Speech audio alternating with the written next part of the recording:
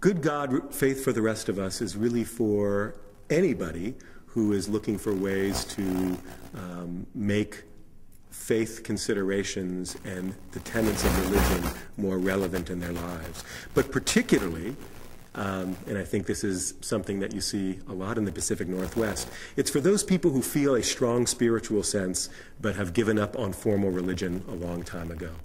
And what we're hoping to do through this book is to inspire people to reconsider a connection to some of those timeless tenets from traditional religion and understand that just because they dismiss them as seventh graders because of a lousy pastor or a lousy rabbi or a boring synagogue or church experience, just because they dismiss them in seventh grade doesn't mean that as adults there is not some significant and thoughtful and deliberate reconsideration that can't be engaged.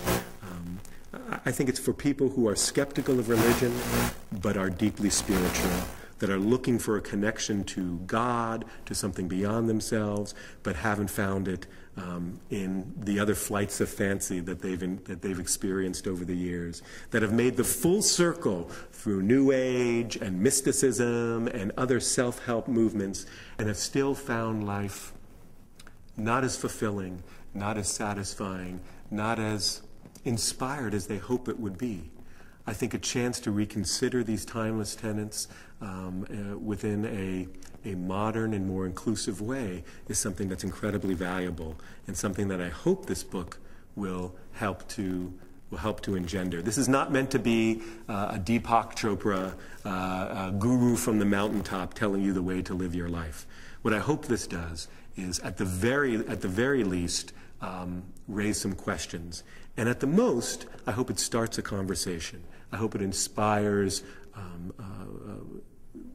subsequent action and exploration on the part of everybody. Because I think traditional, quote-unquote, more traditional, more established faith communities have a lot of work to do to be more relevant and inspiring, but I think they still have something to offer this contemporary culture. They've been around for thousands of years for a reason, these tenets, these communities, this way of connecting with God and with community. It's been around for thousands of years, and I think it's been around for a reason. And I think people owe it to themselves, and owe it to their communities, and owe it to the world to reconsider timeless religious tenets in a more mature, in a more thoughtful, in a more open way.